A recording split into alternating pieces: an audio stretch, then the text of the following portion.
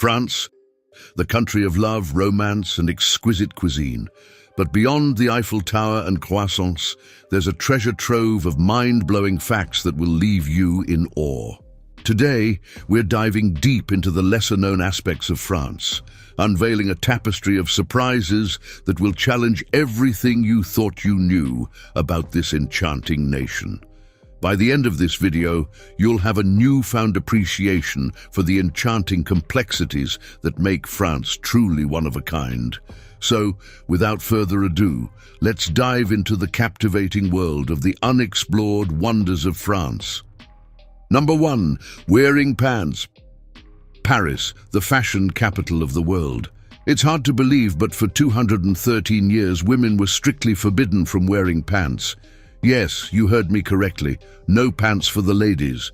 This unusual decree was first implemented in November 1800 and remained in force until just 11 years ago, in 2013. Now let's delve into the peculiar details of this historical dress code. Back in 1800, women in Paris could only wear trousers with official permission from the police. As if that wasn't restrictive enough, exceptions to the rule emerged in 1892 and 1909. During these years, women were granted permission to don pants solely for 2 activities: riding bicycles and horseback riding. Imagine having to seek approval just to wear pants. The turning point came in 1930 when the Ministry of Women's Rights declared the Parisian pants ban unconstitutional. French revolutionary women were demanding equality, wanting to work in professions traditionally reserved for men and wear clothing deemed as men's attire. Despite the ministry's stance, the law lingered for decades, largely ignored by Parisian women who continued to flaunt their trousers in defiance. Fast forward to 2013, the year that marked the end of this bizarre era.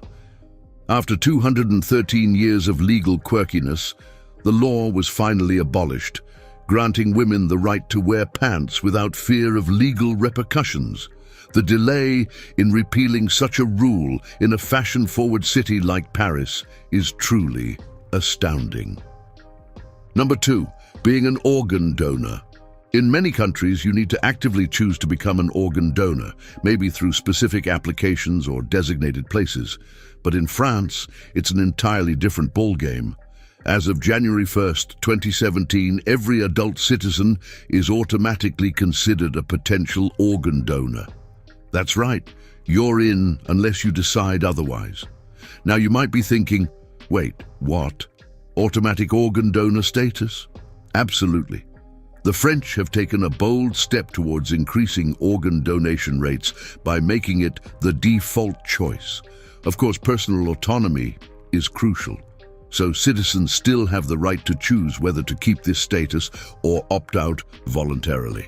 France isn't alone in this approach. Spain, Belgium, and Portugal have also embraced this system. It's like a silent network of potential lifesavers. The United Kingdom is even considering jumping on this bandwagon later this year. Imagine the impact if this became the norm worldwide. Let's take a moment to think about this.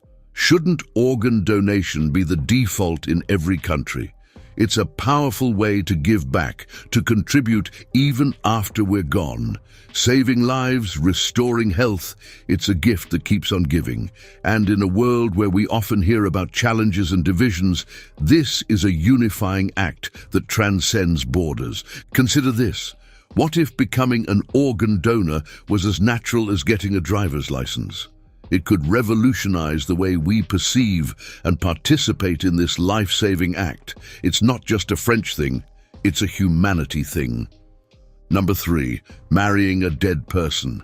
So how on earth can someone marry the departed? Well, it all dates back to the 1950s when a heartbroken lover sought the permission of none other than Charles de Gaulle, the then president of France. This unique request was granted, marking the beginning of post-mortem marriages. Fast forward to the present, and you'll be surprised to learn that this practice isn't entirely unheard of. It was especially common for women during and after World War I, ensuring the legality of children born to fathers who lost their lives on the front lines. Let's talk about a case that grabbed headlines just 3 years ago. Picture this. On April 20, 2017, Champs-Élysées police officer Xavier Jougel tragically lost his life in a terrorist attack. But here's where it gets truly remarkable. On May 30th of the same year, Jougel's longtime fiancée, Etienne Cardiles, went on to marry him posthumously. Former President François Hollande and Paris Mayor Anne Hidalgo even attended the ceremony. This poignant event not only sheds light on the emotional aspect but also showcases the significance of this unique law in certain situations. Here's a bonus tidbit that will leave you bewildered. Did you know you can also marry the Eiffel Tower when you visit France? No, I'm not kidding. While we may not comprehend the logic behind marrying an iconic structure, it's true. Erika Aya Eiffel, an American competitive archer and Air Force veteran, made headlines in 2007 for her commitment ceremony to the Eiffel Tower. Strange, right? Number 4. Facial transplantation. Our journey into the world of facial transplantation begins with a groundbreaking event, the first artificial face transplant in the world, and it happened right here in France. Imagine the ability to replace all or part of a person's face using donor tissue. It's nothing short of extraordinary. But why would someone undergo such a procedure? Well, individuals facing trauma, burns, illnesses, or congenital disabilities can benefit immensely from facial transplantation. Let's rewind to November 27, 2005, in Amiens, France, where oral and maxillofacial surgeon Bernard Devauchel, Belgian plastic surgeon Benoit Lengel, and Jean-Michel Dubernard made medical history. A 38-year-old woman named Isabelle Dinoir underwent surgery to replace her severely damaged face, courtesy of her own pet dog. The surgical team used a triangular section of facial tissue from a woman whose brain death had occurred, giving Isabelle a new lease on life. Fast forward to December 13, 2007, when the first detailed report on the results of Isabelle's transplant was published in the New England Journal of Medicine. It was revealed that Isabelle was not only fully satisfied with the results, but her immune system's reaction and the overall outcome were quite complex. This groundbreaking surgery opened the floodgates to more individuals seeking facial transplantation. In 2007, a 29-year-old Frenchman grappling with a tumor caused by a genetic disorder decided to undergo this transformative procedure. The tumor, known as neurofibroma, was so massive that it hindered his ability to eat and speak properly. Then, in March 2008, a 30-year-old Frenchman named Pascal Collet, also suffering from neurofibromatosis, entered the operating room. Picture this, a nearly 20-hour surgery that the doctors hailed as the world's first successful, almost complete, face transplant operation. The medical team showcased their expertise, turning what seemed like an insurmountable challenge into a triumph of modern medicine. Number 5. World's greatest sporting event. Let's talk about the Tour de France. Established in 1903, this prestigious cycling race is not just a test of stamina, but a cultural spectacle that unfolds across the beautiful tapestry of France. The race spans 3 intense weeks, covering various regions from the captivating landscapes of the Alps to the challenging routes of the Pyrenees. Imagine cycling for 2,200 miles, tackling some of the most breathtaking yet grueling terrains. The Tour de France isn't just a race. It's a journey that pushes cyclists to their limits and showcases the stunning diversity of France. The Tour de France is not just a local affair, it's a global phenomenon. With an unbelievable 3.5 billion viewers, it surpasses the viewership of the World Cup by 200 million. That's right, more people tune in to watch cyclists conquer the challenging French landscapes than the world's most watched football event. But what makes this event truly spectacular? It's not just the cycling, it's the incredible atmosphere created by enthusiastic fans from around the globe. Imagine lining the route, cheering for your favorite cyclist as they push their limits. The passion and energy of the spectators add an unparalleled charm to the Tour de France. Number 6. The camera phone was invented in France. When you think of groundbreaking inventions, France might not be the first country that comes to mind. But here's a surprising twist. Did you know that the camera phone, yes, that device we all use to capture our memories, was actually invented in France? In the year 1997, an enterprising Parisian by the name of Philippe Cahn changed the game forever. Philippe wasn't just your average inventor, he was a man with a vision. And that vision took shape in the form of the very first camera phone. Picture this, a proud father, Philippe Cahn, welcoming his newborn daughter, Sophie, into the world. This moment was so special that Philippe felt the need to share it instantly with his family and friends. But here's the catch. Back in '97, smartphones with built-in cameras were just a dream. So, what did our inventive Parisian do? Well, he didn't waste any time. Philippe rigged up a digital camera to his mobile phone, and voila, the very first camera phone was born. His creation allowed him to capture that precious moment with Sophie and share it in real time with his loved ones. Number 7. The French eat 25,000 tons of snails each year. Did you ever think snails could be a culinary delight? The French devour over 25,000 tons of snails every single year. That's right, 25,000 tons, a staggering amount that might make you question if they've found the secret to turning snails into gold. On average, each resident of France consumes approximately 500 snails annually. Now that might seem like a snail's pace, but trust me, it adds up. So, why are these slimy creatures such a delicacy in France? In France, snails are lovingly referred to as escargots, and they're not just any snails, they're culinary rock stars. While there are various types of escargot, the most common way the French savor these little delicacies are by cooking them in a heavenly combination of butter and garlic. Ah, butter and garlic, the dynamic duo of French cuisine. Picture this. You're sitting in a charming French restaurant, and your plate arrives adorned with these tiny treasures. But how exactly does one eat snails? Well, my friends, eating snails in France is an art. Your waiter will graciously present you with special utensils to tackle this culinary adventure. Typically served as an appetizer, snails are enjoyed after cracking their shells open. It's not just a meal. It's an experience. These specialized utensils are like the keys to unlocking the rich, garlicky flavors within. The delicate balance of textures and tastes is what makes snails a true delight for the senses. Number 8. French drink over 11 million glasses of wine each year. We all know that the French have a special relationship with wine. But did you know that they guzzle down a staggering 25 million hectoliters of it every year? That's enough to fill over 11 million standard glasses.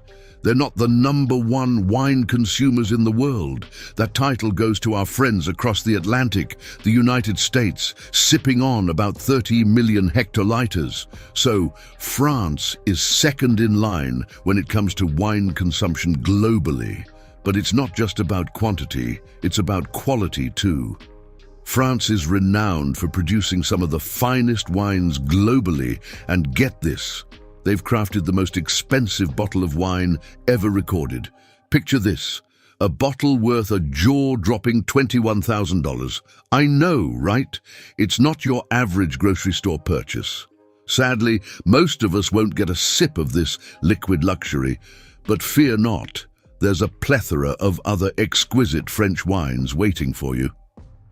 Number 9. France has won the most Nobel Prizes for literature. We all know France is famous for its art, cuisine, and of course, the Eiffel Tower. But did you know that France holds a remarkable record when it comes to the Nobel Prize in literature? As of 2023, a whopping 16 French authors have been awarded the prestigious Nobel Prize in literature. C'est incroyable.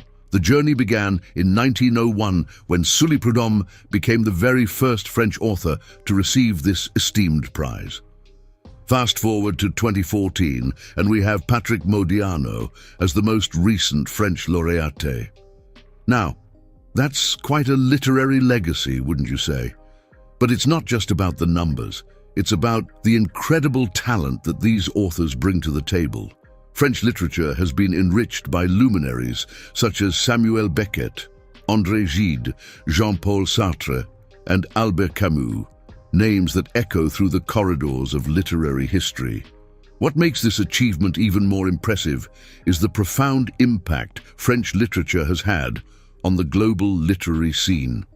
The influence of these authors extends far beyond the borders of France, shaping the minds and words of writers around the world. Number 10. The French are big on protests. Rain, snow, or shine, it doesn't matter. When the French are displeased with something, they don't just grumble over coffee, they hit the streets. Public protests have become a cultural phenomenon, and it's so ingrained in the French way of life that you might find yourself planning your route to work around a protest or two. France sees over 5,000 protests each year. That's like having your morning croissant with a side of social activism. And let me tell you, the French know how to make their protests memorable. From vibrant banners and clever slogans to theatrical performances in the streets, these demonstrations are often a display of creativity and passion. Number 11. You can commit intellectual infidelity. We all know about traditional infidelity, but did you know that under French law, infidelity goes beyond the physical? That's right. It can be intellectual as well. Imagine divorcing someone not just because of a secret affair, but because they spend too much time with the local bishop or indulge in phony conversations that cross a certain line. Let's rewind to 1986, when a French court made headlines by granting a divorce based on the grounds of intellectual infidelity. A husband successfully argued that his wife had allowed a rival to take intellectual precedence in her thoughts over him. The result? The husband felt like he was deemed worthless in her eyes. Who knew thoughts could lead to the end of a marriage? So, what exactly constitutes intellectual infidelity in France? Well, it could be excessive smoking, spending an unusual amount of time playing soccer, or even bonding a bit too much with the local bishop. It's not just about physical actions, but also about the mental and emotional aspects of a relationship. The husband claimed that his wife's thoughts were swayed by another person, giving the impression that he was no longer the intellectual priority in her life. It's a unique perspective on marriage. The idea that intellectual connection is just as crucial as emotional and physical connections. This brings us to a broader discussion about the intricacies of relationships. In a society where intellectual compatibility is considered a vital aspect of a successful marriage, France takes it a step further by legally acknowledging the impact of intellectual infidelity. Number 12. Don't slander the donkeys. You might think the French are indifferent to animals, but in the Breton village of Saint-Léger-des-Prés, they take their donkeys quite seriously. It's a place where the term jackass is no joking matter. Picture this. Back in 1991, the then mayor of Saint-Léger-des-Prés, who had a soft spot for our long-eared friends, decided that enough was enough. No more slandering the donkeys. Insults like dumb as an ass were out of bounds. So what happens if you break this unique law? Well, my friends, prepare to make amends in the sweetest way possible. If you're caught slinging insults at these donkeys, the law requires you to offer a heartfelt apology in the form of carrots or sugar lumps. Yes, you heard it right. You apologize with treats. And it's not just any apology, it's a tasty one. Imagine the scene. Residents lining up to make peace with their furry neighbors, transforming insults into delicious treats. It's a donkey diplomacy of a different kind. Now, you might be wondering why this law even exists. Well, it turns out the mayor at the time was, shall we say, inordinately fond of donkeys, maybe even a little overly fond. But hey, who can blame him? These charming creatures deserve a little extra love. So there you have it, folks. One of the mind-blowing things about France that you've probably never heard before. Don't slander the donkeys in Saint-Léger-des-Prés, or you might find yourself handing out carrots to make amends. Thanks for joining us on this unique journey. If you enjoyed this video, don't forget to hit that like button and subscribe for more quirky tales from around the world.